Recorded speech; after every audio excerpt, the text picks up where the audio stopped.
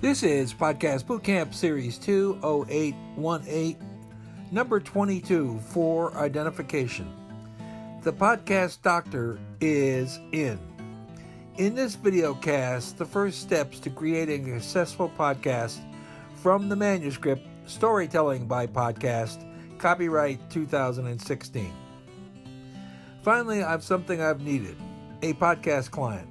On September 5th at 6 p.m., Panera Bread, White Bridge Road, 37205, that's Nashville, Tennessee, we start the process of creating a podcast with a demo disc or recording.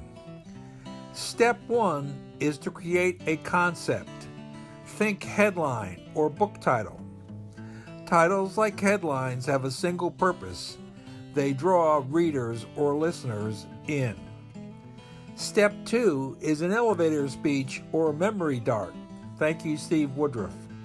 60 words or fewer, which will tell your potential audience what they may expect to hear. Remember Steve's advice. We are all competing for a pixel of space in a crowded mind. Your competition is not other podcasters. It's all the other internet noise. So shorter or briefer is best. Podcast best practices number 1. Write it down.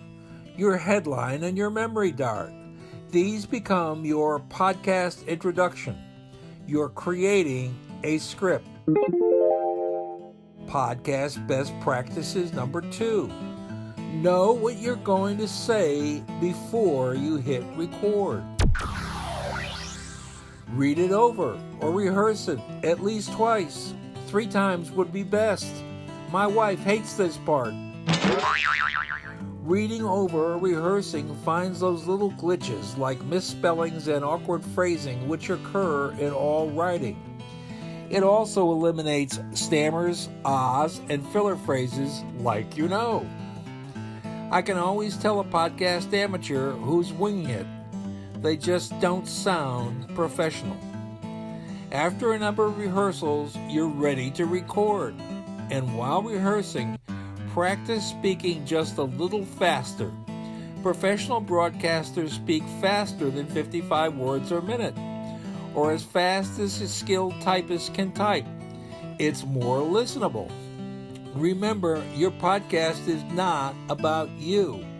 It's about your audience. Next time, let's actually record your introduction in a video tutorial. This has been Podcast Bootcamp Series 2, 0818, number 22, for identification.